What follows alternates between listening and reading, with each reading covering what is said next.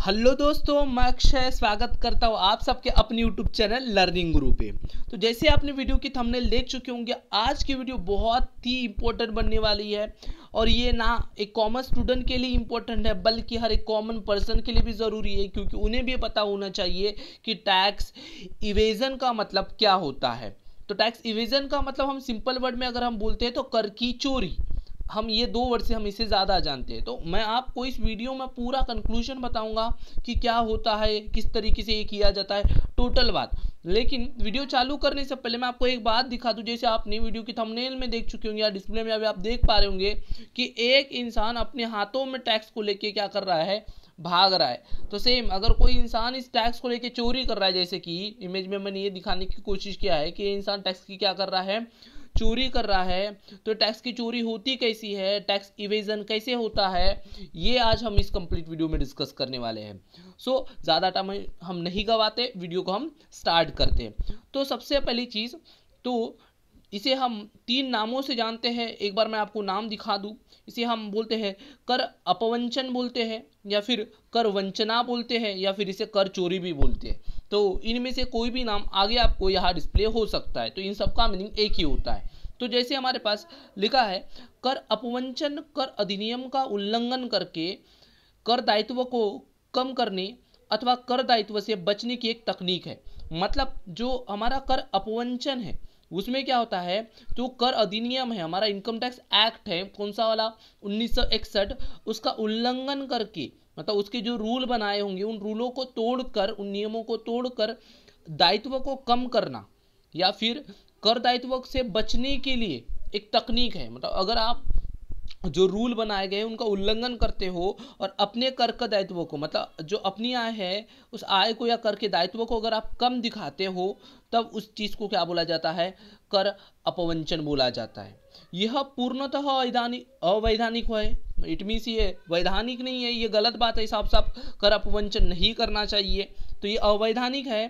तो जो करदाता कर अपवंचन करता है, मतलब जो टैक्स इविजन करता है, तो उसे आर्थिक दंड के रूप में अथवा कारावास के रूप में दंडित किया जा सकता है। मतलब या तो पैसे के रूप में पेनल्टी लग सकती है, या तो फिर जेल भी हो सकती है।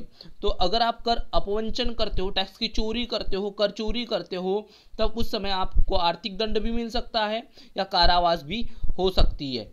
तो कर जो अपवंचन होता है वो क्या होता है, कि जानबूझकर पूर्ण चालाकी के साथ सरकार को धोखा देने के उद्देश्य से किया जाता है और अधिनियम का स्पष्ट उल्लंघन है।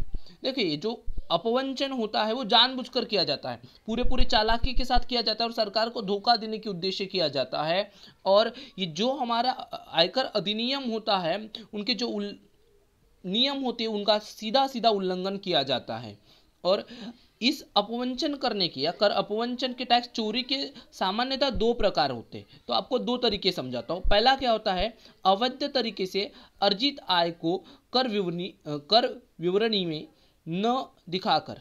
पहली चीज़ कि अगर आप अवैध तरीके से, मतलब किसी इलीगल तरीके से आप पैसा कमाते हो और उसे आप, जो हमारा टैक्स का स्टेटमेंट होता है, कर विवरणी होती है, वहाँ पे अगर नहीं दिखाते हो, तो पहला ये होगा, पहला तरीका होगा कर चुराने का। मतलब आपने पैसा कमाया, मान के चले आपने लॉटरी से पैसा कमाया, लेकिन आपने अपने कर विवरणी में लॉटरी से दिखाया गया कमाया गया पैसे को नहीं दिखाया, तब ये कर की चोरी कहलाएंगे। वैसे ही इसका दूसरा तरीका क्या होता है, तो इसका दूसरा तरीका होता है कि कर विवरणी में गलत एवं भ्रामक सूचनाएं देकर कर योग्य आय में कमी अथवा गलत कटौतियों का दावा करके कर वंचना की जा सकती है। इट मीन्स क्या होता है, जो हमारा टैक्स स्टेटमेंट होता है, जब हम टैक्स भरते हैं, ITR भरते हैं, उस समय हम क्या करते हैं कि गलत एवं भ्रामक जानकारियाँ, मतलब जो चीज़ हुई ही नहीं है और वो उन सब चीज़ों को दिखाते हैं, मतलब कोई खर्चा हुआ ही नहीं है फिर भी हम वो खर्चा दिखा देते हैं और अपनी जो आय है उसे कम दिखाते हैं। और अगर आय कम हुई तो टैक्स कम लगेगा। तो मतलब अगर आप जानबूझकर कुछ ऐसी चीज़ों को हमारे ITR फाइल करते समय गलत एवं भ्रामक जानकारियाँ देते हो, तब भी वो क्या कहलाएंगा, आपके लिए कर अपवंचन कहलाएंगा, कर की चोरी कहलाएंगा। तो मेनली दो बातें आपको याद रखना है। कर चोरी कैसे हो सकती है, कि आपने कोई पैसा कमाया पर उसे ITR में फाइल नहीं किए, मतलब कर विवरणी में नहीं दिखाए। दूसरी चीज़ क्या हो सकती है, कि आपने वो खर्चे किए ही नहीं जो आप बोल रहे हो, मतलब आप गलत जानकारियां दे रहे हो, भ्रामक जानकारियां दे रहे हो सरकार को, तो वो क्या कहलाएगा, दूसरे केस में कर अपवंचन कहलाएगा। तो ये होता है हमारा कर की चोरी का मीनिंग।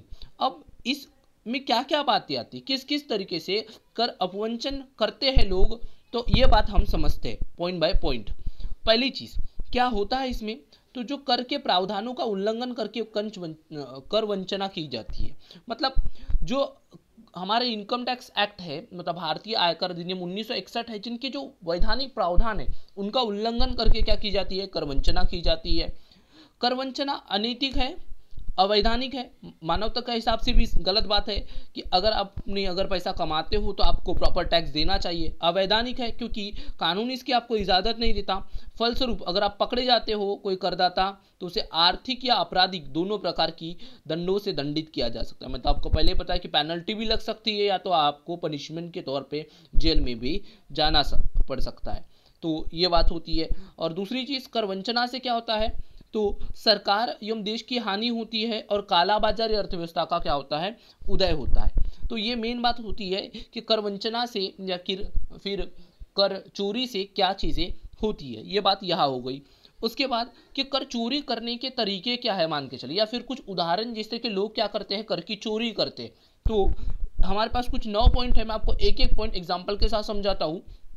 पहला, आय को छिपाकर अर्थात करयोग्य आय का विवरण रिटर्न में नहीं लिखना। मतलब आपने पैसा कमाए हो, लेकिन आप जब आईटीआर फाइल करते हो, अपना इनकम टैक्स रिटर्न फाइल करते हो, आयकर विवरण रिटर्न भरते हो, उस समय वो आय को ना दिखाना। जैसे मैं आपको एक एग्जांपल देता हूँ कि मैंने लॉटरी से कमाया और मैंने वो चीज़ अपने आयकर में दिखाई नहीं, तो ये क्या हो गया, एक तरीके का कर वंचना हो गया, क्योंकि मैंने वो इनकम कमाया पर उसे छिपाया। तो अगर आप छिपाते हो जो आय है आपकी, तब वो क्या कहलाती है, आपकी कर वंचना कहलाती है। दूसरी चीज़ जो हमारे पास दूसरा पॉइंट है वो है कृत्रिम एवं झूठे खर्चे बही खातों में लिखकर आय को कम करना। कि मैंने आपको पहले ही बताया कि जो खर्चा हुआ ही नहीं है वो आप खर्चा दिखा रहे हो। जैसे कि मान के चलिए कि मैं घूमने गया ही नहीं था, लेकिन मैं वहाँ ट्रैवलिंग का एक्सपेंसेस दिखा रहा हूँ। इससे क्या होगा, अगर मैं खर्चा दिखा रहा हूँ घूमने जाने का, ट्रैवलिंग का, तो मेरी इनकम कम हो जाएंगी और ऐसा खर्चा हुआ ही नहीं है। मतलब ये जो खर्चा है वो झूठा है और मैंने बही खातों में, मतलब अपने अकाउंट्स में लिख दिया, तो ये भी कर अपवंचना है। क्योंकि जितना हम अपने खर्चे बढ़ाएंगे वैसे वैसे इनकम कम होती जाती है, आपको पता ही होगा। तो इससे क्या होता है, जैसे इनकम कम हुई तो टैक्स भी कम लगेगा। तो इस तरीके से अगर कोई इंसान अपने खर्चों को, झूठे खर्चों को बही खातों में, अकाउंट में दिखाता है और अपने आय को कम करता है, तब भी वो क्या कहलाती है, हमारे लिए कर वंचना कहलाती है। नेक्स्ट, कि व्यक्तिगत एवं पारिवारिक खर्चों को व्यापारिक खर्च के रूप में डेबिट करके लाभ को कम करना।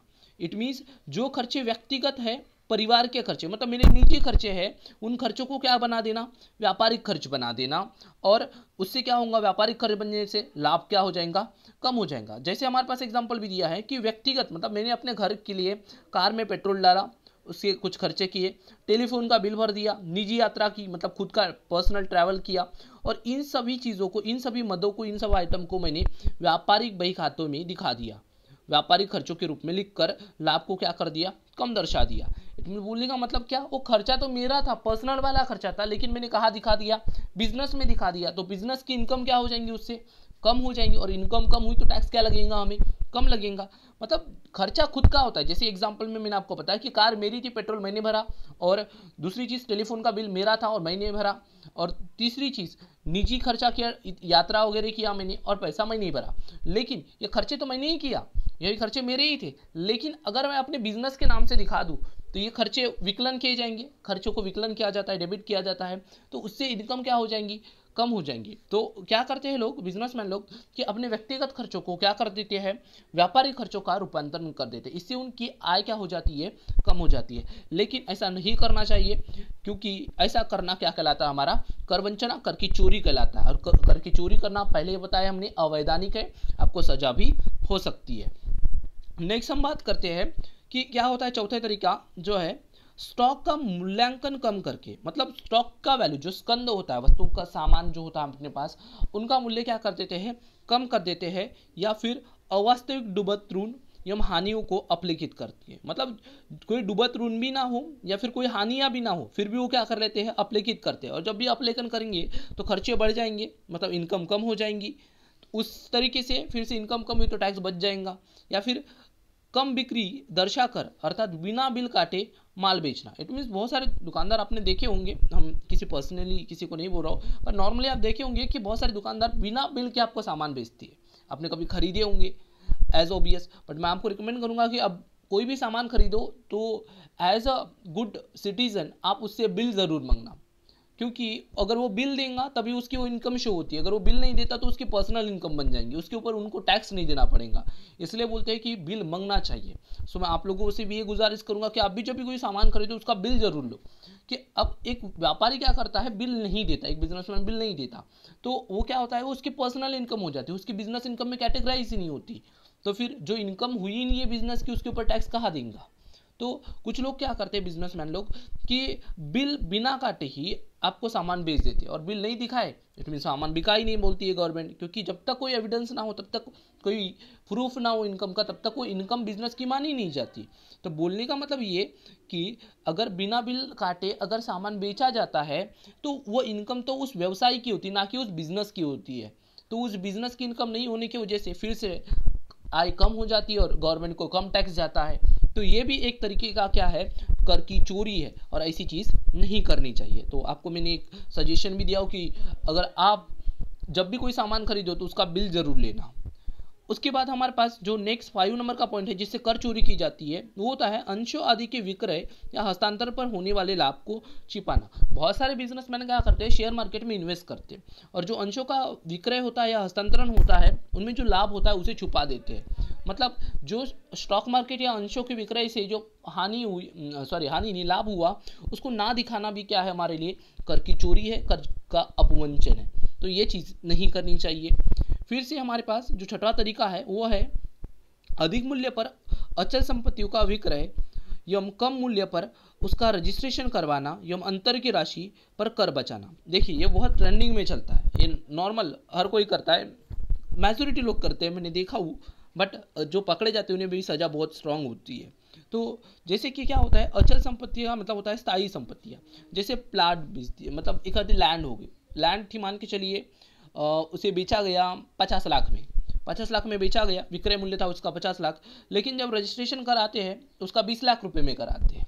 ठीक है, बेचा तो 50 लाख में गया था, पर रजिस्ट्रेशन किस वैल्यू में हुआ, 20 लाख में हुआ। मतलब जो 30 लाख रुपए थी, वो 30 लाख रुपए की राशि तो दिखी ही नहीं उस रजिस्ट्रेशन में, मतलब उस 30 लाख के ऊपर तो आपको टैक्स देना ही नहीं पड़ेगा।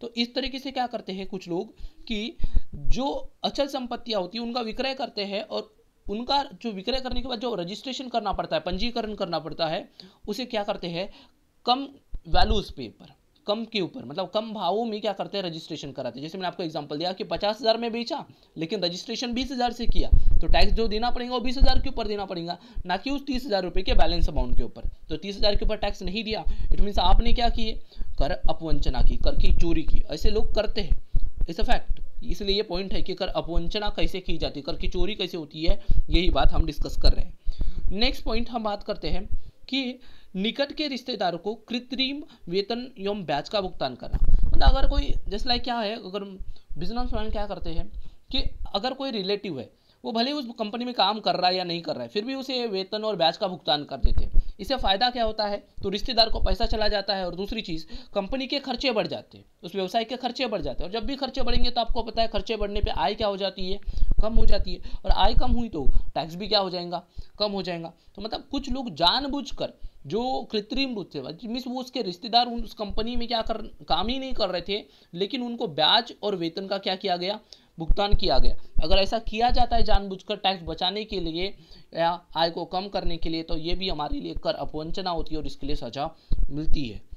नेक्स्ट जो है हमारा वो है रिश्तेदारों के नाम संपत्ति या कृत्रिम हस्तांतरण करके उस संपत्ति से होने वाली आय को अपनी आय में शामिल नहीं करना। इसमें क्या होता है कि अगर हम दूसरे पर्सन को हम क्या करते हैं प्रॉपर्टी बेचते हैं, तो वो पंजीकरण करवाएगा, ठीक है, वो बोलेगा रजिस्ट्रेशन करेंगे। लेकिन अगर रिश्तेदार को बेचे तो वो उतना फोर्स नहीं करता कि रजिस्ट्रेशन बिना हुए भी काम चला लेता है। तो वो क्या हो गई, एक इलीगल डीलिंग जैसे हो गई। मान के चलिए मैंने अपने कज़न ब्रदर को मैंने 20 लाख की प्रॉपर्टी बेच दिया, अब मेरा कज़न ब्रदर था तो मुझे लगा कि अब फॉर्मेलिटी, लीगल फॉर्मेलिटी करने की ज़रूरत नहीं है, तो क्या किया, मैंने ज़मीन दे दिया। मैंने बोला आज से ज़मीन तुम्हारी, और मैंने उसे 20 लाख रुपए लिया।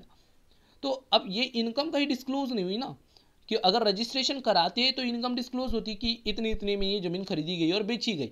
लेकिन ये चीज़ें होती है कि अगर आप रिश्तेदारों को, बहुत सारे लोग करते हैं कि रिश्तेदारों को कृत्रिम रूप से हस्तांतरण करते हैं और अपने आय को, जो आय कमाते हैं उसे अपनी आय में शामिल नहीं करते। जैसे कि ये जो 20 लाख मैंने अपने कज़न ब्रदर से लिए थे, वो मैं डिस्क्लोज नहीं करूँगा। क्यों करूँगा? क्योंकि अगर मुझे मैंने 20 लाख रुपए दिखाया तो मुझे उसके ऊपर टैक्स देना पड़ेगा, लेकिन मैं ऐसा नहीं करूँगा। एक्चुअली मैं आपको एग्जांपल समझा रहा हूँ इस वाले क्वेश्चन के लिए, इस वाले पॉइंट के लिए। तो इस तरीके से चीज़ें होती है कि अपने ही रिश्तेदारों को जमीन बेचकर उसका बिना पंजीयन कराए जो आय होती है उसे आयकर में शामिल नहीं किया जाता। लेकिन ये पूरे तरीके से कानूनी, गैर कानूनी है, अवैधानिक है, इसके लिए सजा होती है, मैंने आपको पहले बता दिया। नेक्स्ट पॉइंट है कि क्या करते हैं लोग, जो झूठी कटौतियाँ प्राप्त करने के लिए, इट मीन्स डिडक्शन के लिए क्या करते हैं, कुछ करदाता दान की कृत्रिम रसीदें बिना दान दिए प्राप्त करते हैं और धारा 80G में कटौती प्राप्त कर लेते हैं। एक्चुअली धारा 80G क्या है, तो हमारे इनकम टैक्स एक्ट 1961, मतलब हमारे आयकर अधिनियम 1961 में शेड्यूल नंबर 6 में कुछ डिडक्शन की बात किया गया।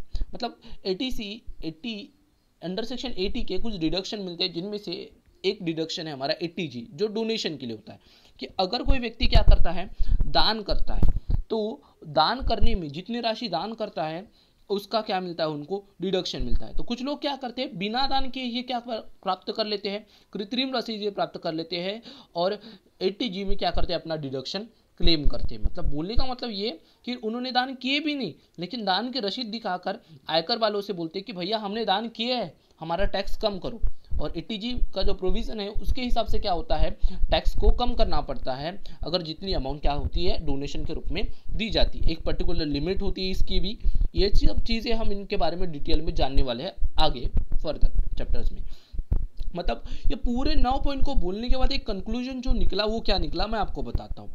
इसी प्रकार निर्यात व्यापार के लाभ को बढ़ाकर, मतलब निर्यात मतलब एक्चुअली क्या हो रहा है कि बाहर का जो व्यापार हो रहा है वो बढ़ रहा है, मतलब बाहर से कमाई तो बहुत ज़्यादा हो रही है, लेकिन क्या कर रहे हैं, आंतरिक व्यापार के लाभ को कम दर्शाकर, मतलब अंदर के लाभ, मतलब जो जब आयकर विभाग को, जब इनकम टैक्स डिपार्टमेंट को इनकम दिखाने की बात आई तो उस समय क्या कर लेते हैं, हम अपने लाभ को कम दिखाते हैं और बहुत सारे आयकर की छूटें प्राप्त कर लेते हैं या फिर अपने कर को कम कर देते हैं। तो इसी चीज़ को क्या बोला जाता है, आयकर वंचना बोला जाता है या फिर कर वंचना बोला जाता है, टैक्स की चोरी बोला जाता है। तो इस तरीके से कर की क्या की जाती है, चोरी की जाती है। ये 9 पॉइंट से क्या करते हैं बिजनेसमैन लोग, लगभग ऐसे टैक्स की चोरी करते हैं। लेकिन अभी हमारे एक्ट बहुत स्ट्रांग हो गए, अभी कुछ हद तक पॉसिबल, इम्पॉसिबल तो नहीं बोल सकता, पॉसिबल है, बहुत सारे लोग करते हैं और कुछ लोग पकड़े भी जाते हैं और कुछ लोग पकड़े भी नहीं जाते।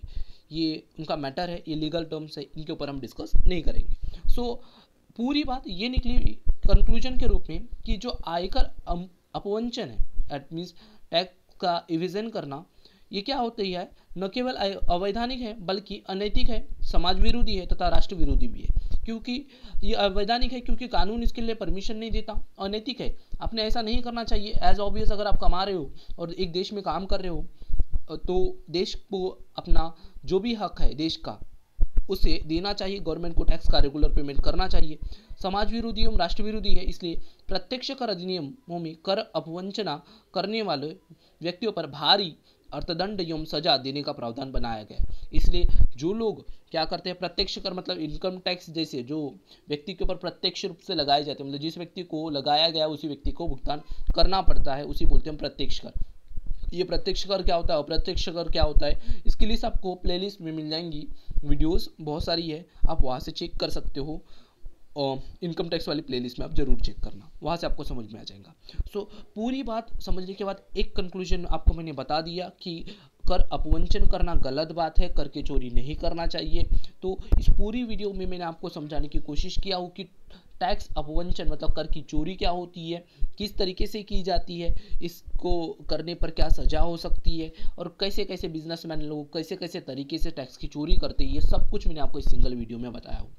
उम्मीद करता हूँ वीडियो अच्छी लगी होंगी, तो ज़्यादा से ज़्यादा शेयर करना ताकि ये इन्फॉर्मेशन एक कॉमर्स स्टूडेंट्स को ही नहीं बल्कि हर एक कॉमन मैन को पता चल जाए कि हाँ कि टैक्स की चोरी लोग ऐसे करते हैं। जैसे वो बिल वाला एग्जांपल हमने देखे थे, तो लोग बिल मांगना चाहिए। अगर ये चीज़ कब होंगी, जब आप इस वीडियो को ज़्यादा से ज़्यादा शेयर करोगे, तब तक लोगों को समझ में आएगा कि टैक्स की चोरी बिजनेसमैन ऐसे करते हैं, और लोग सपोर्ट करेंगे और वो कर वंचना को क्या करेंगे, कम करने में प्रयास करेंगे, और जिससे हमारा सरकार का फ़ायदा होगा, और सरकार का फ़ायदा मतलब हमारा फ़ायदा होगा।